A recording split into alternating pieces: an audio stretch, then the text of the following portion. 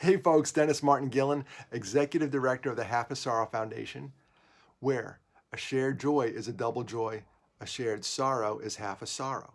That's where we get our name. And our mission is to improve mental health for individuals and organizations by promoting real conversations. Now, today I'm going to share with you a real conversation a researcher had with suicide survivors with serious mental illness. These are suicide survivors with serious mental illness. She asked them, what are their coping strategies? Why are you still here?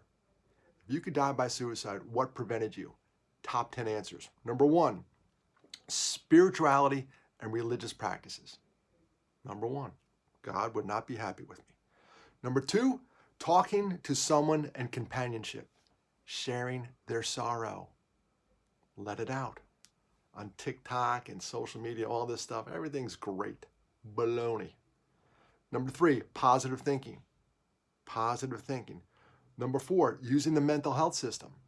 It all starts with a phone call, and this weekend, the Suicide Prevention Lifeline changes to 3 digits, 988.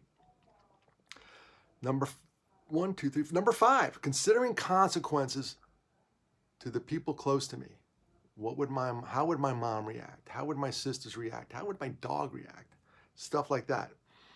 Number 6, using peer supports. Reaching out. Number 7, doing something pleasurable.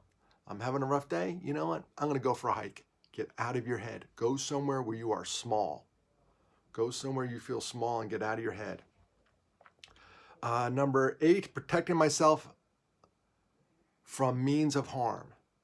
Maybe if you have a firearm, give it to somebody. Say, you know what? Can you hold this until I get through this little crisis? How about that? That'd be nice. Putting the pills away. Getting rid of the means. Separate yourself from the means. Time between the means and actually doing it helps. Number 9, doing grounding activities. Doing grounding activities. A lot of people who are in therapy will know what I mean when I say this, but just start observing around. Right now, if I started doing grounding activities, it says, all right, there's a light, there's the carpet. Start identifying with your environment and again, getting out of your head. Name 5 things you see, 5 things you smell right now. Do it. And then number 10 is considering consequences to self. To self. It's okay to think about you. Self-care is not selfish. So there's the top 10 coping strategies for folks with serious mental illness who survived an attempt on their own life and are still here with us. We can learn from these folks. Oh, we can learn so much.